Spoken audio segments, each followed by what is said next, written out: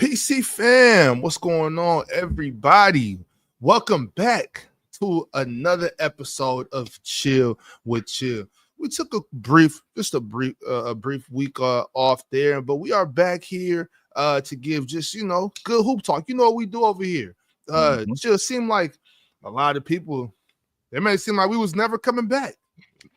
Like we can't take a minute off, just 5 minutes. That's all we need is just a couple of minutes to just recharge and get it back together. Now we right back in effect. We ain't going nowhere. We right here. Right. Now they talking about our spot is jeopardized and yo, we ain't the number, we ain't this. And I'm like, well, yo, we was going for a couple of days. What are you talking about? Just a quick breather. No big deal. That's it. Nothing else. So chill. Let's get to it. I mean, it's WNBA time right now. Yep. Paige had a hell of an outing last night.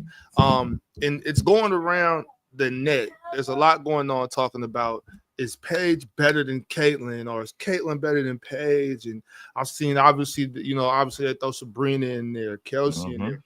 Has Paige done enough in this little amount of time to be already considered better than Caitlin Clark after what she did last year? To be honest with you, no, Ox, I don't think so. I mean, I'm not going to argue that Paige has had a phenomenal rookie season. I think she's been nothing short of fantastic as a rookie. She does have some stiff competition because I think Sonya is definitely giving her a run for her money. No doubt about that. Some people talk about Sonya being inconsistent, but I also think that, there's been some stretches where Paige has been inconsistent. And I know how people talk about buckets and how important buckets are. I get that part. But, I mean, Caitlin did so much of the other stuff last season that propelled her team. I mean, I think they're in 6th place right now, and I think that she's missed most of the season. If Caitlin was healthy, I think we're having a much different conversation about both Paige and Caitlin Clark, because I think Caitlin Clark just does so many more things for her crew, just on the offensive end. I think that she competes on the defensive end. I think as good as Kelsey is, I think she makes Kelsey even better as a bucket getter, even though Kelsey plays on the ball really good. But Kelsey was a scoring machine when she was at Ohio State. Okay, put a distributor like Caitlin Clark and a playmaker like Caitlin Clark next to her with a year already under her belt. I mean, how much better does Kelsey Mitchell look? Same thing with Aaliyah Boston. Aaliyah Boston now with a year under her belt, the screen setter that she is. I think that's one of the major reasons why her and Kelsey just perform so much better. Well, if she could get that same chemistry, with Caitlin Clark. But Caitlin been out the lineup most of the year with that groin injury, and now she's got a bone bruise on her ankle. So her injuries have definitely slowed her down. But I don't think that we're having a conversation about Caitlin Clark and Paige Becker if Caitlin Clark is healthy. I don't think that's, to be honest with you, I don't think that's a conversation. I think Paige is a big-time bucket getter, but I think Caitlin Clark does more. Right. I agree. Obviously, when we talk about it, I like to just go a step further and be like, I don't want to hear about either one of these two until they pass Sabrina. That's just where I stand. But Chill, is it all right with you if I tell the truth? Please do. I mean, that's what we're here for. Okay, chat. If y'all don't mind, I'm gonna tell the truth for a second. And I don't like to get into the whole, I'm definitely not the political thing or the I definitely don't want to get into the race thing. I'm not trying to do that right now. But I think we can be honest and say that Paige is being used as a bit of a pawn, a bit of a chess piece to many of the people that support Angel Reese. Interesting. I think when you look at the people and what they're saying about Paige, and you look at and you'll find that most of the people that are really just pushing the Paige over Caitlin thing, I think they're kind of using Paige, as a way to bring Caitlin down a little bit. And I don't think it's necessary. I think that all these great women basketball players, I think they can all coexist. Right. So instead of using Paige, I'm following you. Right. You know what I'm saying? I think Paige, I think Caitlin, I think Sabrina, I think Nafisa, I think Asia, all of them. I Kelsey think all of Plum. I mean, you could line Kelsey. them all up. I mean, Sabrina. we You could can sit line them all up. The chick from Atlanta. I mean, you can line them all up. right. I think all these women. I think all these women can coexist together and be great at the same time. I don't think it's necessary for us to try to pit Caitlin and Paige against each other. You know, and I do think a lot of people that are support of Angel Reese, and especially in the time when she was just out for that little stint, I think they're using Paige as a pawn to try to bring down Caitlin, and I don't think it's necessary. And I also think, Ox, that Paige doesn't need your help with she doesn't need your help with Angel Reese. She could stand on her own with her own resume. She doesn't need your help to put her down by adding in Paige. Paige can stand on her own. She doesn't need your help with that. So, I mean, I think she's good enough. I think she's good enough as it is. I just think that it's very much to me like the Wemby situation, where Wemby, he's so dynamic and there's so much potential there with Wemby that we want to see it right now instead of letting it manifest itself and letting it materialize. Instead, no, we want Wemby to be the defensive player of the year today. We want Wemby to be the league MVP today. We want Wemby to be the best player in the NBA today, instead of letting Wemby become what Wemby is becoming. Same logic with Paige. Paige is going to be something special. Instead of letting her be that, we want her to be that right now. Paige is better than Caitlin Clark. Wait a minute. I'm not saying that she's not going to be better than Caitlin Clark. I'm not saying that she's not going to have maybe years that are better than Caitlin Clark's, but can we let her get acclimated to the pro game yet? There's still things that she struggles with, just like there's things that Caitlin Clark struggles with. With that being said, she's going to get better as time moves on. But no, we got to make Paige that right now. And we got to, and she has to be that right now. Let's be patient. You know, I think Paige is great. I do think that as of now, I think Paige probably has passed Sonya in the rookie of the year race. I think if she does, I think it's fair. I think if she continues to keep playing right here, I think she got that. Rightfully so. She's earned it. Sonya had a really good run, been playing really good basketball all season. So that's the rookie of the year. Now chill. You know, when Nafisa out, she tore up her ankle, that changed a lot of things because a lot of people were ready to give Nafisa the MVP award already. I wasn't because I seen Asia was already on her way back. But until the injury, I was fine. I'm like, yeah, Fee got it. That's fine. Yep. Now that she's hurt, I think it's turned into a 2-woman race between Alyssa Thomas and Asia Wilson. Shout out to Alicia Gray. But I do think it's between Asia and Alyssa right now. Chill, you think it's Alyssa, correct? I do think it's Alyssa. However, my door just got kicked in by Asia. Like, because I'm about to hand the trophy over to Alyssa, and Asia just kicked my door. I'm like, wait a minute. This thing is not over yet. You hold on for a second. I still got some work to do before you give her that trophy. Reevaluate what I'm doing now, because she just showed back up, Ox. Right? Asia just showed back up in the mix. I mean, I think over the last 10 games, she's averaging something like 29 a game and like 12 rebounds. So she's right back in the middle of this. Ox, I've always had a problem with the league MVP when your team is rolling, which you added the lineup. I've always had a problem with that. And with Fee, I mean, they've won 45 games without the lineup.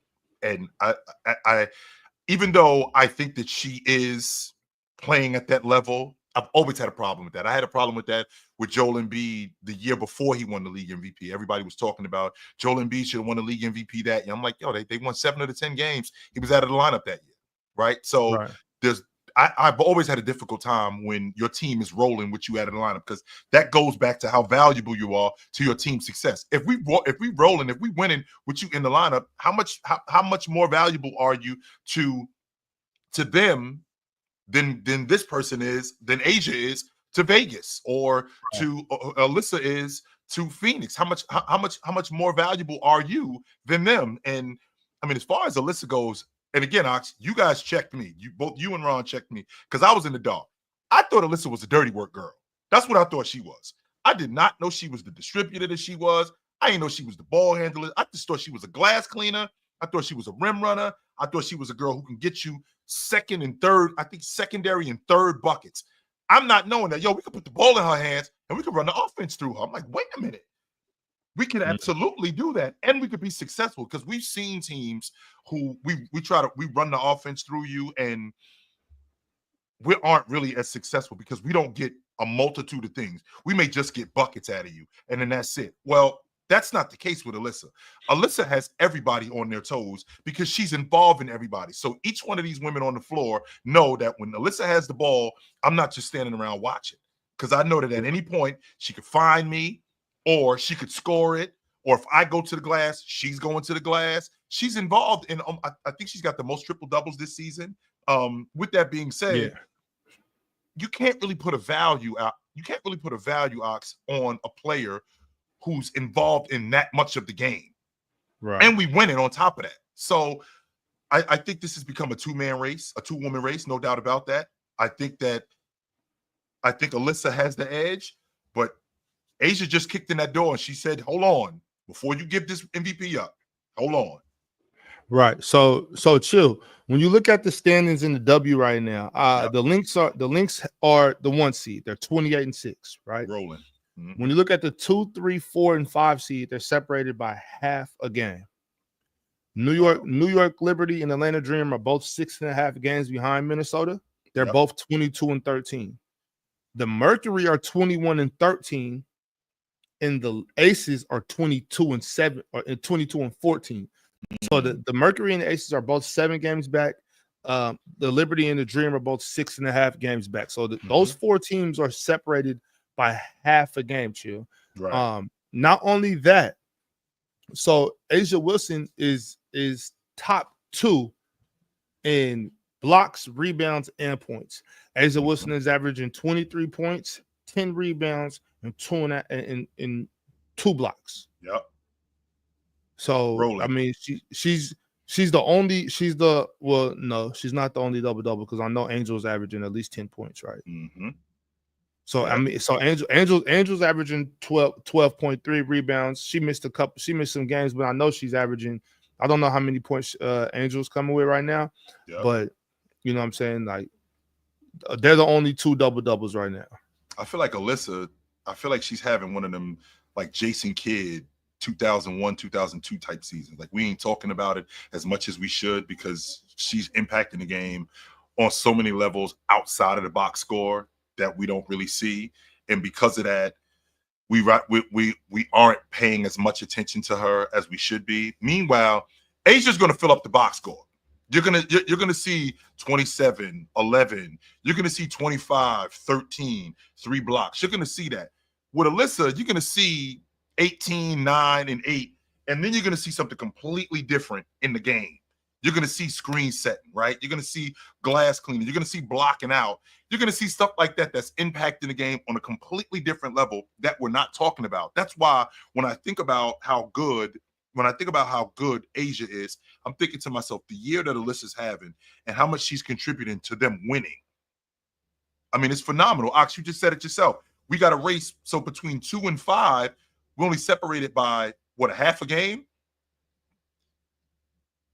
One more time, Ox. I couldn't hear you. I think you. Sorry, 2 and 4 are separated by half a game. 2 and 4 are separated by half. That, Ox, that sounds like us in March talking about the Western Conference, where you can have a bad week and you could go from being the 3 seed to being in the play-in tournament. That's what that sounds like to me. So, I mean, if I think about this, I think about the current standings right now, I think we're going to have a photo finish. I do, because I think that, what are we? Today is the 21st. I think that we got another, 2 weeks left in the regular season? Yeah, about. Yeah, two weeks left in the regular season. I think this is going to come down to the wire. No doubt about that. If Fee ended up losing out on the league MVP because of that injury. I think that if she didn't get injured, I think she would have had a better case. The fact that she ended up being out for these 2 weeks, almost 3 weeks, that threw a monkey wrench in what she was doing. Right. But you know, with that being said, because I agree, I think if she stays healthy and just stays at that pace, then you got to give it to her from just consistency. Because A'ja started out slow. Those first 2-3 weeks from A'ja, they were borderline bad, you know, but she turned it around really fast. Sure, the one thing I will say is, with Feet out, I really don't think it's much of a race. And y'all, I know y'all think I'm biased towards A'ja, and maybe I am, but she's clearly the best defender in the WNBA. She's a better. So when it comes to Alyssa Thomas, she's a better defender as well as better on offense as well as a better rebounder. So I and I know the MVP is not particularly who's better, but when you Right. look at the fact that the Aces are on an 8-game win streak to put them where they are, because they were fighting for their lives, Yes, they now were. to put them to go on an 8-game win streak, and she is clearly the engine behind that. Now, Jewel Lloyd stepped up a couple games. Obviously, Jackie Young, Chelsea, of course, they all stepped up. But A'ja Wilson has been the driving force. So when you see the surge that she's been on, I don't think it's much of a race, Chill. I think I'll give it to A'ja hands down. And to be honest with you, Ox, if you look at the standings, like they wasn't beating bad teams. I mean, Golden State got a good team. They handled them. Right. Seattle is in the playoff race. Handled them. Connecticut is at the bottom of the league. I can get with that. Served the Liberty. They went to Phoenix and beat them. Phoenix is right in the middle of the playoff race. Right? Phoenix is right in the middle of the playoff. They're the ones. They're three. They're right there with they're right in the middle of it. I think they third or fourth place. One of them two. I think they tied in third and fourth place. Dallas is a weaker team, but they handled Dallas the way that they were supposed to. And then they beat Atlanta, who there's some people who think that Atlanta could get to the WNBA finals. So they're beating some damn good teams. That part I'm not going to argue, Ox, because I think that I don't think it's some people think it's bias because I don't think they understand what exactly bias means. Bias is an unfair advantage. Okay, first of all, me being better than you is not an unfair advantage. Ox thinks A'ja is better than Alyssa Thomas, which isn't bias. One, it's a fact. Two, it's not unfair. It's just a fact. She is. She's just a better player than her. That part that I could get with. But when I think about what Phoenix has been doing, Ox, well, Phoenix has won 5 of their last 7. I understand that, they've Las Vegas has won 8 in a row. They've won 5 of their last 7, and they're getting back on that win streak, right? They ended up getting back on that win streak. Alyssa Thomas is 17-8 this season. She's been nothing short of fantastic. I'm not going to argue that she's not that A'ja is a better player than her, but I just think that some of the things that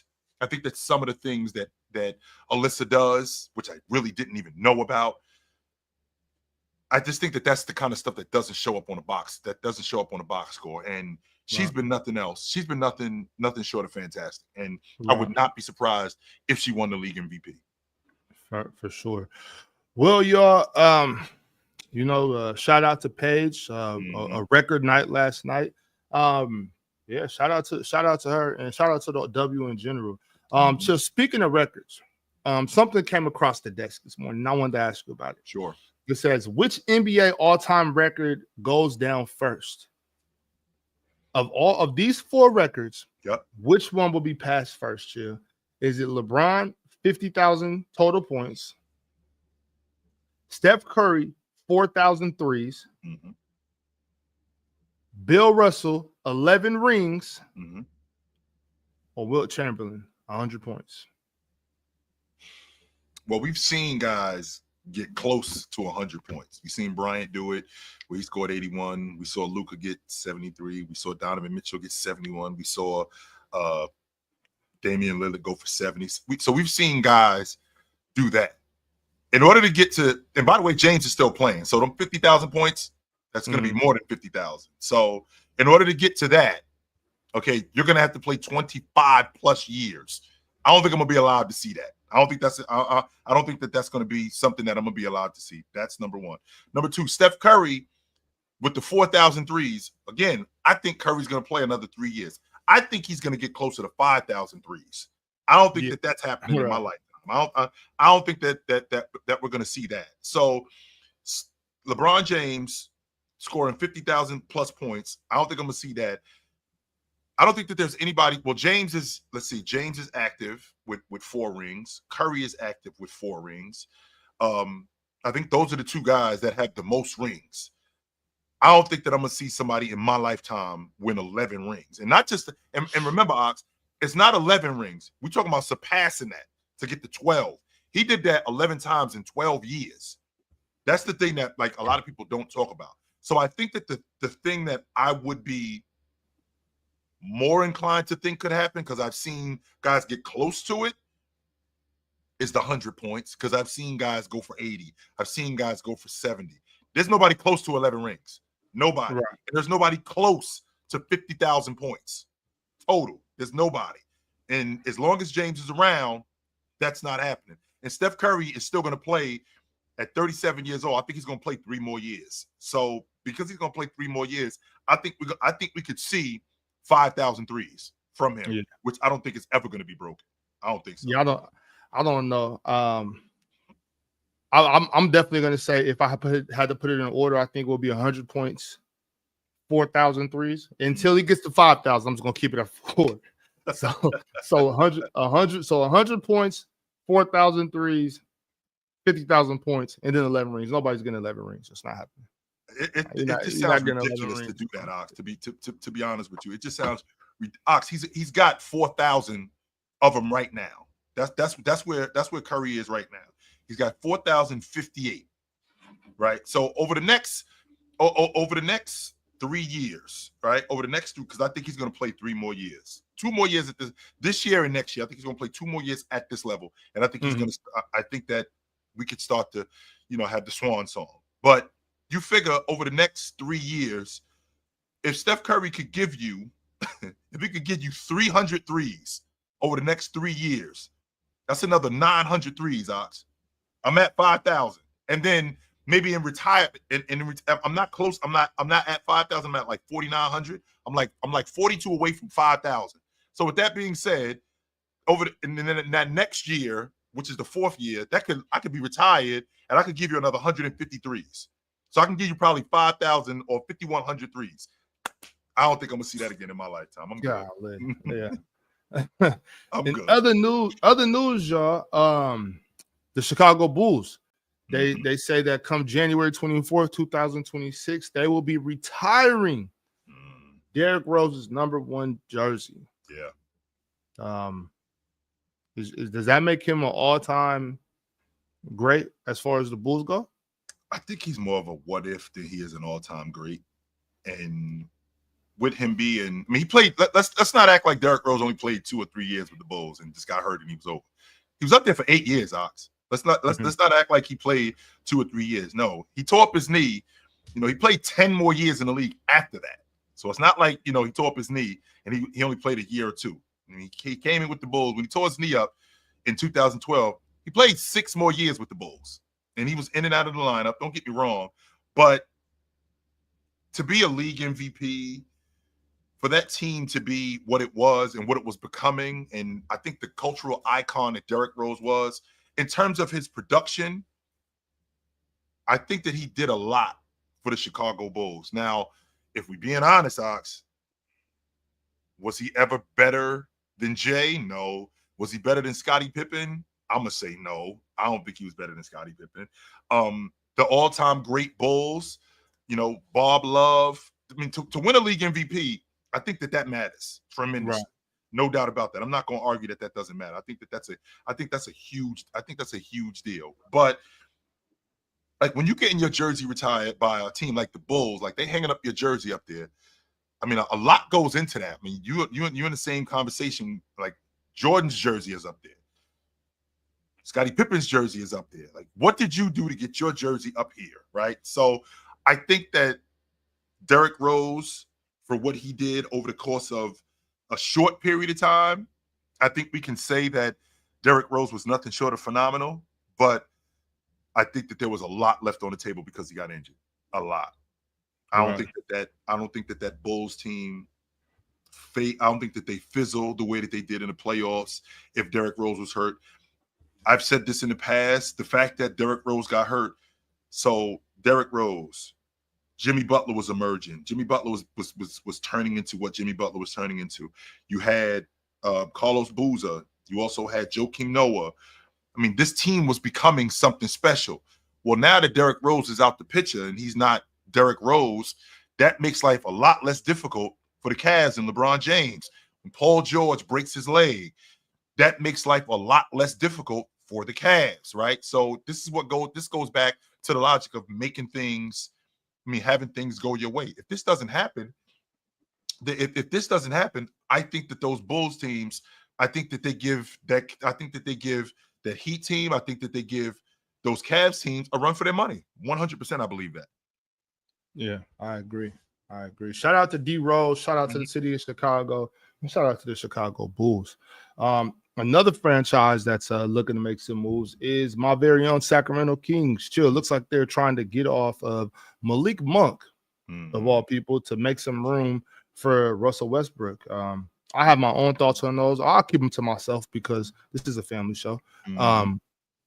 Chill, how do you feel about this? Well, it depends on what they plan on doing with Malik Monk moving forward. If you don't think Malik Monk is part of your future moving forward, and you want to go with Russell Westbrook, who is a rental, by the way, right? If you want to go with Russell Westbrook as a rental for this short period of time, and you don't want to move forward with Malik Monk, fine. That part I get. The thing that I'm concerned with when it comes to Russell Westbrook is people thinking that he's washed. He's 36 years old. In the process of him being 36, he's also a player who limited his options. He said he's looking to play closer to family. Well, if I'm looking to play closer to family, he's from Los Angeles, so that means on the West Coast. So I'm not going to play in Utah. I'm not going to play in Oklahoma City. I'm not going to play in San Antonio. I'm looking to be closer to my family. So Phoenix is a point guard. Yeah, I was about to say that too, because Phoenix is closer to Los Angeles than Portland is. Not only is Phoenix closer to Portland than San Antonio is, Phoenix is. Sacramento is closer. And do they see him as a better fit? I think one of the main things that we have to tackle when it comes to Russell Westbrook is the fact that he still is awesome, even in his backup role. But that's also the curse too, Ox, because he's been so good for so long that's the standard that he's been held to. Just 2 years ago, Ox, we saw him with Kawhi Leonard in those playoffs, and thinking to myself, yo, if Leonard doesn't get hurt, they can beat them dudes. They 100% can beat them dudes. And I don't think that there's any of us who were having a conversation that Russ wasn't a starting league guard in the game. I wasn't really. I mean, y'all roasted me when I didn't like the idea of James Harden getting on the crew, because I felt like if Leonard could stay healthy, I thought Russ was a better fit, because you can close games with Kawhi Leonard and Paul George. If these dudes can stay healthy, I think you can close games with them. And Russell Westbrook was a guy who could get you the other stuff, the other dirty work stuff, extra rebounds, putbacks, stuff in transition. I thought that he was good in that aspect where he didn't need the ball late in games when he was with the Clippers. And I thought he played really good with them. And then last year, when he was in Denver, I mean, we were having conversations about him starting next to Jamal Murray, because he was having one of those stretches where he looked really good. And yes, Russ is going to throw the ball in the first row. Yes, Russ is going to turn the basketball over. Yes, Russ is going to take bad shots. That's part of who Russ is. That's part of what Russ is. With that being said, though, Ox, he's also going to give you high minutes of high energy. He's definitely going to do that. And it's difficult to have somebody on your bench who, one, plays that hard, two, gives you that kind of production, and three, is that kind of locker room presence, because him being the vet that he is, those guys gravitate toward him. To be honest with you, Ox, I think Russ showed up in 2008. In the 17 years Russ been in the league, I haven't heard one bad thing from any teammates about him. I have yet to hear anybody say, yeah, Russ was intolerable. He was very difficult to deal with. You know, Russ didn't get along with this guy. All of the players that I've heard talk about Russ, they had nothing but good things to say about him. Nothing but good things to say about him. So I understand where Sacramento is with Russ, but does it have to be at the expense of Malik Monk? That's what I'm trying to make sense of. Okay. Yeah, I don't. Yeah, I don't think it has to be at the expense of Malik Monk. I think that we could do something else. I think we can open up another roster spot with somebody else, as opposed to having to come off of Malik Monk, which tells me if you're doing that, then maybe you're not interested in paying Malik Monk moving forward. That's probably what it is. Right. Yeah, I'm not sure what the move is, Chill. I'm not really sure what to make of what's happening in Sacramento. I haven't been really speaking too much on the Kings. I haven't been making much any content on the Kings. I'm just kind of just waiting to see what happens. Mm-hmm. But hey, I mean, That's that, y'all. Real quick though, before we get to the main topic, y'all. I know we got some things to talk about. Let me just remind y'all that in about what do we got? 2.5 hours, I believe. Yeah, about 2.5 hours. Y'all know where y'all can find us. We will be on playback.tv. Y'all know where the Players Choice Room. Y'all come find us. We'll be doing Throwback Thursday. Y'all come check us out. Don't be late. Pull up and get there. No doubt. It's gonna be a good game tonight too. Really good game tonight. And, sure, if I'm not mistaken, this is your pick tonight, right? It is my pick tonight. Yes, sir. Mm-hmm. Right on. Y'all want to see some good hoops? Y'all make sure to get there. Mm-hmm. So we're going to be talking about scoring the basketball, the art of scoring the basketball, and the importance of that. But before we do that, I want to talk about some generational two-way talent. Chill, I saw this earlier, right? And it says, these are the greatest two-way players of this generation. I see Anthony Davis, I see Giannis Antetokounmpo, I see LeBron James, I see Kawhi Leonard, and I see Tim Duncan. Does that seem pretty fair? Is that like the top 5 guys, or should Tim Duncan be in this? Is maybe Tim Duncan's a area above before these guys, or well, if James is in it, then Tim Duncan definitely is in it. I do think that there's some guys that I don't think that we kind of mentioned. I mean, I think Joel Embiid's one of the best two-way players of this generation, no doubt about that. James showed up in 2003.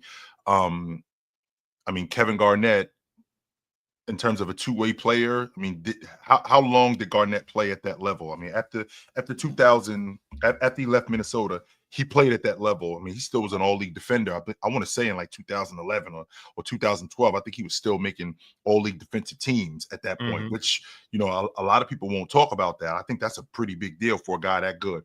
However, in terms of the impact on both the offensive and defensive end of the floor, Leonard, no doubt about that. James, Tim Duncan with the longevity for as long as he played, I can definitely give that up to him. I don't think we talk about Joel Embiid on the defensive side of the ball as much as we should. I think that Joel Embiid as a defender, as a rim protector, I mean, he was definitely one of the better defensive players in the game, in addition to how good he was as a bucket getter, in addition to how good he was as a mid-range shooter, how good he was as a finisher. Joel Embiid definitely was. I do think that he let guys off the hook a lot in terms of being an offensive player, but just as an overall bucket getter and an overall defensive player, I think we can have a conversation about Joel Embiid being one of the better two-way players that we've had of this generation. When I think about those other guys, James, I think is definitely in that conversation of being the best two-way player of his generation. I don't think that we talk nearly as much about James being the defender that he was. And a lot of people will talk about James not being an all-league defender, right? And I can get with that. I can get with you guys talking about him not being an all-league defender. I think that there's some context that needs to be added to that. Like, for example, in 2017, he did make the all-league defensive team, and he finished top 5 in defensive player of the year that year. That's the only time he never made the all-league defensive team, finishing top 5 in defensive player of the year. And he did not make the all-league defensive team. I think that he was still in 2017 great on the basketball, great as a defensive rebounder, no doubt about that. He had always been one of the better rim protectors and one of the best transition defenders in the game at that point. And even in 2018, I don't think we gave him enough credit for what he did in Cleveland with that group, considering how the roster got flipped both times, both in the summer of 2017 and at the trade deadline in 18. I mean, Kawhi Leonard, I think he's a guy that goes without saying. I mean, I think that the conversation could be had, and I think it's a very short conversation, that Kawhi Leonard was the best perimeter defender in the game at one point. I don't think that's a question. And in addition to him being the best perimeter defender in the game at one point, I can also make the argument that he was one of the 5 best scorers in the game. So when you got a guy who is that good on defense, and in addition to being that good on defense, he was that awesome he was that awesome as a bucket getter, I think that makes him so much more viable. Anthony Davis in 2018, I think that season that he had, Ox, that should be compared to what KG did in 2004. I don't think we talk nearly as much about what Anthony Davis did in 2018 to what he did to what Garnett did in 2004. I mean, first of all, he averaged almost 30 and 10. So to be almost a 30 and 10 guy on elite defense, that jump shot that he had, I feel like it got expanded in 2020, but it was still there in 2018. And his finishing around the rim as with both hands, even him just dunking over guys and just dominating on the glass. I mean, he was something. He was something special at that point. No doubt. I will never argue that. I don't think that we're marveling enough at what he did in 2018 than we should. I think that he was nothing short of fantastic in that season. Right. No doubt. Chill, I think I want to make sure I say this correctly. I think if we're gonna talk about guys like LeBron and because obviously we've already talked about this before, you're higher on Bron's defense than I am. Most people are higher on Giannis's defense than I am. I think both of them were solid defenders, though. Don't get me wrong. But I think if we're gonna talk about guys like that, then I think Jimmy Butler should probably be on this list. And if we're gonna go back as far as Tim Duncan, I think there's no reason why Kevin Garnett's not up on this list. You know, but if I'm talking about to this level of two-sided dominance, Chill, I think this type of list should be reserved for Kawhi Leonard and Anthony Davis. Like before we talk about anybody else, them two dudes are the first dudes, first names that should be brought up. Yeah, let me just keep KG and Tim Duncan out of this. I don't want to talk about guys that were drafted in the 90s, right? Right. Yeah, I'm just talking about people drafted after, Bron and after. You know what I'm saying? If we're talking about that, I think this should be reserved for Kawhi Leonard and Anthony Davis. I think those two are the pinnacle of this conversation. Fair enough. I mean, that part I'm having a difficult time arguing with, especially when Kawhi Leonard was playing at that level for that long. Because that's one of the things that we have a problem with Kawhi Leonard. You know, there's not really a lot of longevity with Kawhi Leonard. But as a defender, that was never something that I had to question with Kawhi Leonard, right? His injuries, sure. He became better as an offensive player. As a defender, he was always awesome. And he just got better as time went on.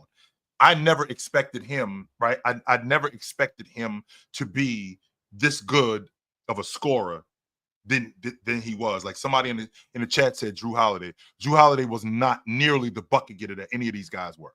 Not even close to the bucket getter and being on the offensive side of the ball as an overall offensive player, not even just a scorer, but an overall offensive player. He wasn't even in these guys' category. As a defender, we can have a conversation about Kawhi Leonard Drew Holiday being one of the better perimeter defenders, if not the best perimeter defender in the game. But in terms of overall, as an offensive player, he's not in any of these guys' stratosphere. These guys clear him as offensive players. And Drew Holiday was a good offensive player, a really good offensive player. But I don't think that he's anywhere close to what these dudes were. No.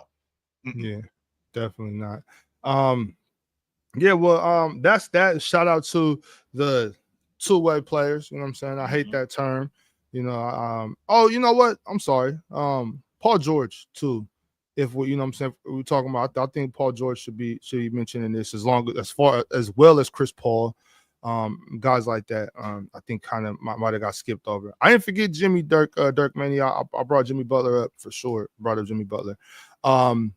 But yeah, so that's that's that. Shout out to those guys. I think we've seen so much just great talent in this league, and we're gonna keep seeing it, guys. So, speaking of great talent, though, do we talk about when I think about like this list that you just ran down to me? James, Kawhi Leonard, Anthony Davis, Giannis, Kawhi Leonard, Anthony Davis, Giannis, and Tim Duncan.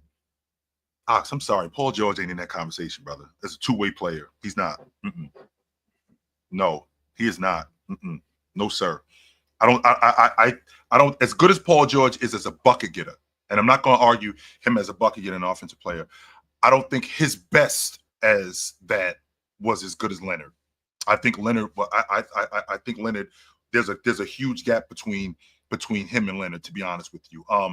In terms of Anthony Davis, I've seen Anthony Davis dominate games on both the offensive and defensive end, not just in January, but I've seen him take over playoff series where he just was completely and utterly just dominant over everybody. So guys like Chris Paul, guys like Paul George, I think that they're all great respectively. Respectfully, I think that they're all great. But those 5 guys that you brought up, I don't think they're, in terms of two-way players, I don't think that they're in that conversation. No. Right. Well, like as I said previously this year, I think Kawhi Leonard, Anthony Davis, Tim Duncan, Kevin Garnett, I think those guys right there are in a league of their own. Sure. You know, I think those guys are exempt from this conversation.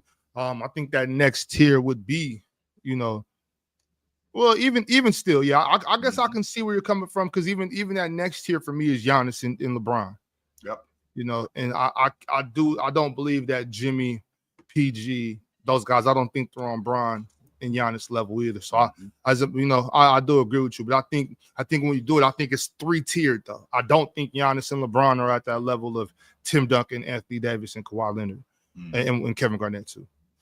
That's just me though. Yeah, but we know what the game is about, Chill. The game is about buckets. Always been. The game is about putting that ball in that hole, however you got to do it. Get money. That's what it's about. You know it. You know it. You know it. We all know it. That's what it's about. Get money. Chill. I want to, and you know what? And everybody that was on the panel today, y'all got a little treat. Chill. You dropped the clip, and Chill. Looked like you were very, very effective and proficient in your ability to get buckets. I could score. So I think you, I think you know a little something about that, Chill. Could you please talk to the people and let's kind of get into that? Like, what is it? First of all, what is getting buckets? You know, I know it sounds so self-explanatory, but what is it all about? What is it all about getting buckets? What's the importance of it? What's the mindset of a real bucket getter? And what's, you know, like what are some of the assets or qualities of a good bucket getter, both mentally and just physically on the court? Well, to start, Ox, more than anything, this is why I marvel at Jimmy Butler, because to start, it's the confidence. And that confidence comes from putting the work in. And the stuff that you are able to be good at, you recognize that there's nobody else that's better than me at this right here. As good as I am, or as good as you aren't better than me at this right here. That's why Jimmy Butler, you see what you see from Jimmy Butler on a night in and night out basis throughout the course of like from 2020 to 2025. Because when Jimmy Butler stepped on the floor, Jimmy Butler was convinced it's not one of you dudes out here that's better than me at what I do. And I can appreciate you guys throwing the ball between your legs, the hezzy tween, the step back and all of that stuff.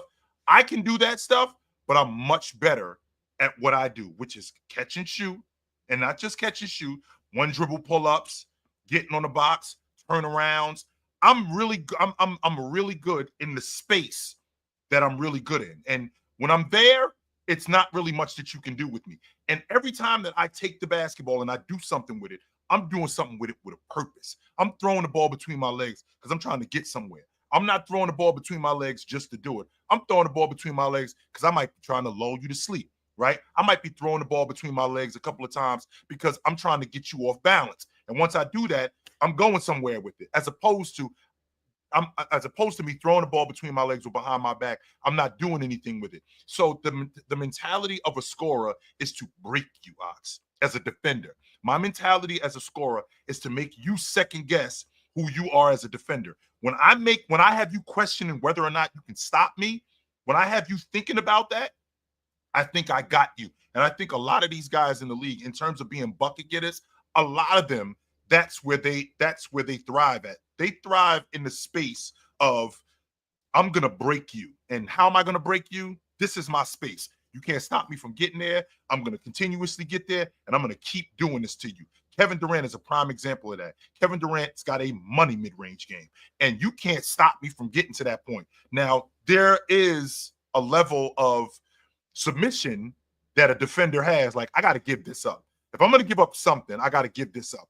but I got to make it difficult on you. As a scorer, when you get into that defender's mind where you can't even make this difficult on me, that's when you got him, Ox. And where that comes from, right?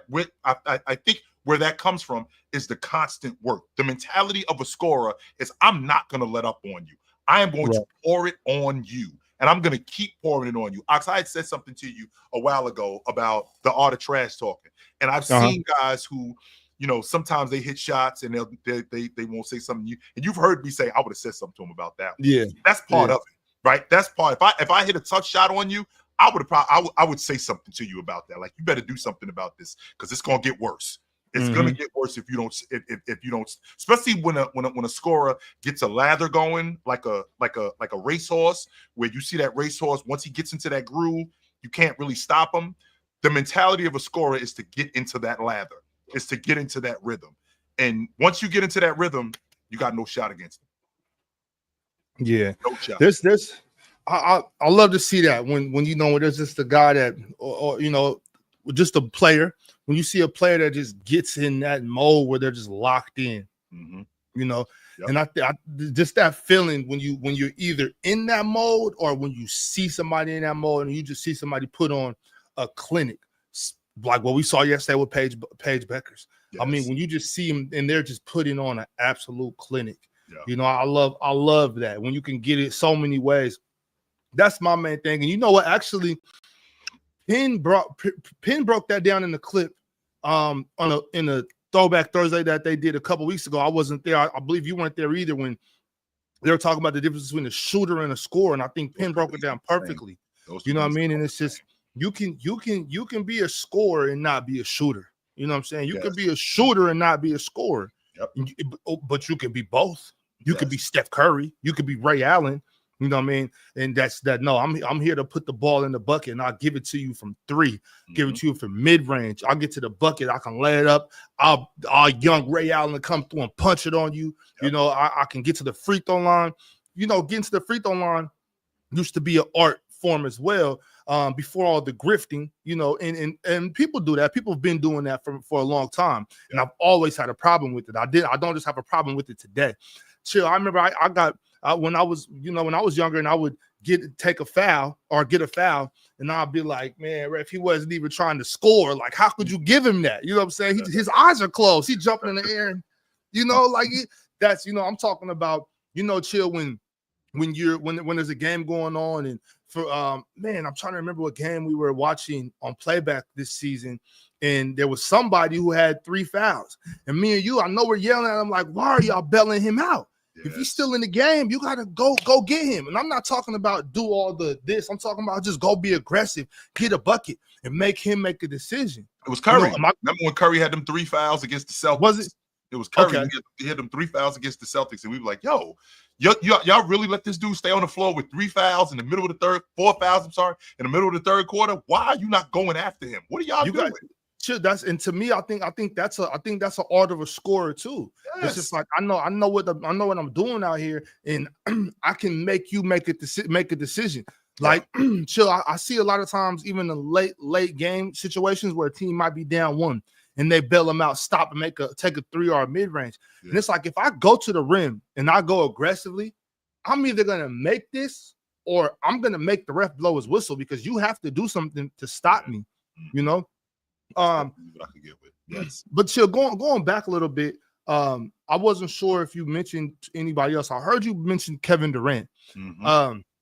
Obviously one of the best scorers anybody has ever seen play basketball before. Mm-hmm. Chill, would you mind kind of diving into some more names from all eras? It doesn't have to be today. It doesn't have to be from the 80s, 90s in particular, anywhere. Yeah. And also, chill, if you don't mind, maybe talk about some scorers that we all don't know about. Maybe some scorers that didn't make the league or didn't stick in the league, or maybe somebody that you might have played with or against in college, high school, overseas, anything. I'm always down to hear about that type of stuff as well. When I think about bucket getters, I just think about a guy who I'm going to get to my spot. I'm going to get to the space that I'm the most comfortable in, and you can't do anything to stop me. Bryant is a prime example of that. Jordan is a prime example of that. I am going to get to where I'm trying to get to. This is my area, 15 to 17 feet. I'm deadly here. There's nothing you can do to stop me. Scorers have the great ability to not let you take them out of what they do the best. Adrian Dantley was a prime example of that. Adrian Dantley was not about flash. Adrian Dantley was not about super duper athleticism. But I'll tell you one thing Adrian Dantley did. He kept you as a defender off balance because you were trying to figure out which way he was going. And when he went the other way, that completely threw you off balance. And he knew exactly how to get to his spots, how to get to the rim, how to get to the free throw line. He was fantastic at that. Bernard King was another guy that I was thinking about who Bernard King didn't do a lot of extracurricular stuff to get to where he was trying to go, right? I already know how good any of these guys know. I didn't get an opportunity to rebut what Mars was talking about when he talked about Dominique Wilkins, because I feel like we didn't really talk nearly as much about Dominique Wilkins in terms of his efficiency, because yes, he was a great transition player. Yes, in half court, he was actually a really good catch and shoot guy. He didn't really do a lot with the ball in terms of in and out or throwing the ball between his legs, but I can tell you one thing he did. He was able to get to spots and he was able to jump over you and you couldn't stop him. You couldn't stop him, and he would jump right over the top of you, and it was money. No doubt about that. With that being said, there are players that, we really don't talk about. Ox, I've said this in the past. I'll never forget this for as long as I live. I could not stop Adrian Griffin, and I was trying. I'm talking 3 straight trips, Ox. We're in the meat and potatoes of the game, and there's nothing worse as a defender when they go at you, and they know that, he can't do nothing to stop him. And I'm thinking, oh shit, I can't stop this dude. And I'm trying too, Ox. I'm trying to keep the ball away from him, right? I'm denying high. He's just repositioning himself and coming back and getting the ball, and he's in front of me, and I'm like, oh man, what can I do? Can I foul him? I'm sitting on the left hand. He goes back to the right hand. One dribble, pull up, and I'm like, damn. Now, mentally, I'm thinking, all right, the only way that I could combat this is I got to go back at him as a bucket getter, because otherwise he's going to break me. So I had to do that. And when I think about guys like Adrian Griffin, there's a guy that I grew up with. His name is Darryl Wilson. Darryl Wilson was 6'1", one of the best scorers that I ever seen in my life. Darryl could get it in a multitude of ways, and there was nothing that you could do about it. He was one of them 6'1", like built like a football player, stocky guys, but could score on anybody, on any level. Just a bucket getter. Chill, I missed it. Where did you play against Adrian Griffin? In the Jersey Shore Summer League in the summer of 1990. Okay. In the summer of 1997, I played against him. I had just gotten out of college. I was chasing the dream, and Adrian Griffin, I think he just got out of school too. I think where was he at? He went to Seton Hall, but he was either a year or 2 behind me. And Ox, I couldn't do anything with him. And he was on the team with Shaheen Holloway. And like I said, I was doing it. Yeah, he was on the team with Shaheen Holloway. Them two was on the same team. We actually went. Shaheen Holloway hit a buzzer beater. The game was over because he hit a buzzer beater. I ended up the game. I'll never forget it, Ox. I had 23 and like 12 rebounds because I'll get on the glass. But I couldn't do anything at the end of the game to stop him. I was trying. I couldn't do anything to stop this dude. And when you tell that story, it's not like, oh man, he was, because I feel like when you really love the game and you come across guys like that, you appreciate stuff like that. For me, it's like I've always felt that way. Like I'm really good at what I do. So if you can give it to me, I got nothing but love for you. Nothing. I think I don't know. I don't want to say we're going away from that, but I just like to keep the love in the game. Like it's an honor for me. Like anytime I ever ran across somebody like that, it was a complete honor. You know what I'm saying? Obviously, I'm not out there, oh, good move, shaking hands and like that. But after the game, though, I'm like, woo-wee. That was one of them. Yes, and it was. Up here in Washington, they have a town called Morton, and they have a really big tournament every summer. And I know one time me, Shaq, and Ron, we went up there to play in this tournament, and we get to the championship. And it's these two guys that both like 6'6", tall, bald, white guy, and then a brother he had braids. And I'm like, okay, I'll get the white dude, Shaq, you get him. I'm talking about he's come out, he getting that Shaq. I'm like, hold on, bro, hold on, switch that. I'll get him. So I'll tell you about 3 minutes later, I said, hey, Shaq, come back over here, bro. You got him. you gotta take care of this. You got him. Man, yeah, I just love stuff like that. Shit. I really do. I mean, there's so many bucket getters just all over the world, man. We've seen so many. I want to shout out to the bucket getters today. Yes, sir. If you're in the chat and you're watching this and you're a bucket getter, shout out to you. And I come from the era too, Ox, of, you know, you take your ass whooping like a man, by the way. Like there wasn't any screaming of help. And it was me and him. And I was on an island and there was nothing that I could do but do what I could to stop him. And if I couldn't stop him, that was it. Yeah. And I basically just couldn't stop him. But afterwards, I was like, yo, I did my best. I couldn't do anything with him. What can I say? And Chill, what's the number one rule to that? My number one rule is always like, yo, if I'm guarding somebody and they're a bucket getter, y'all be quiet. Hey, don't say nothing to him.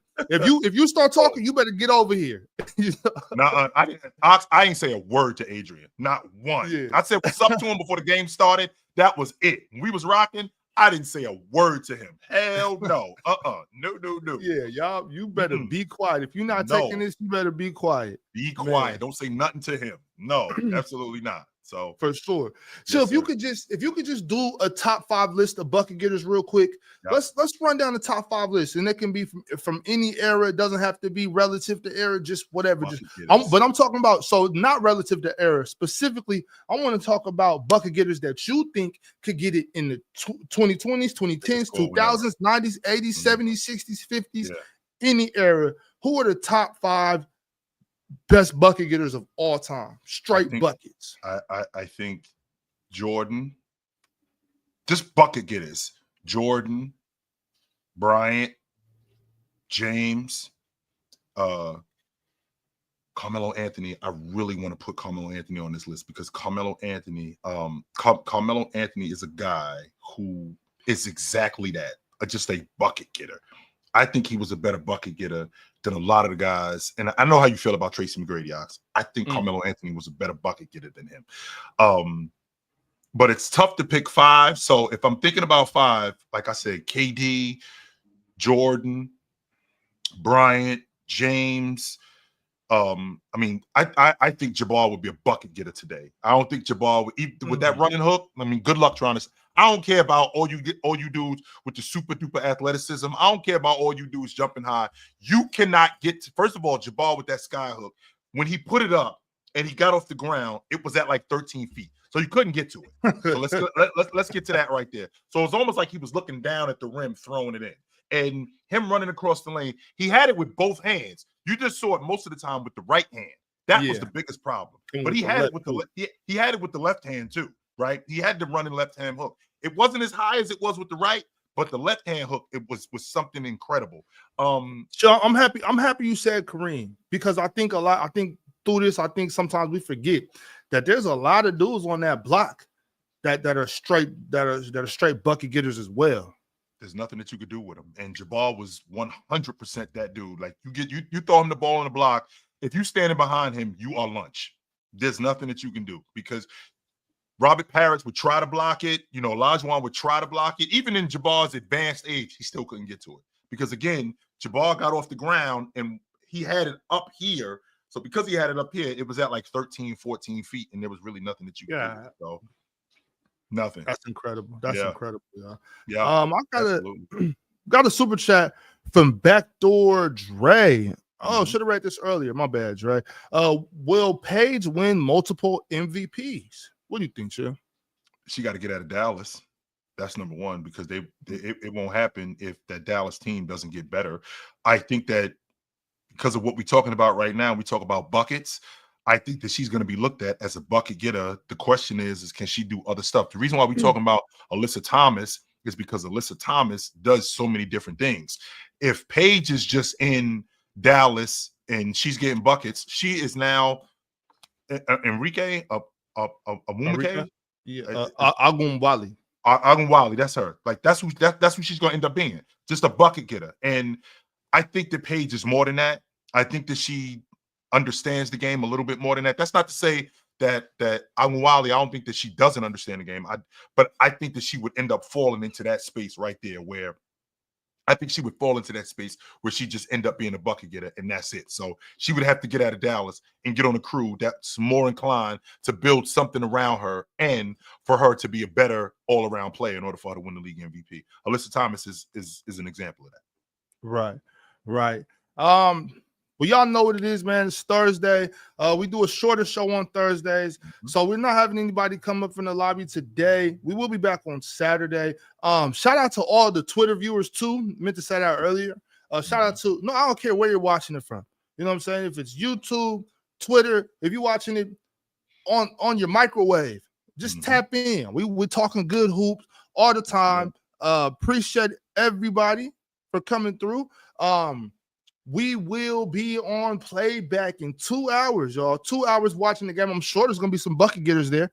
Y'all be there.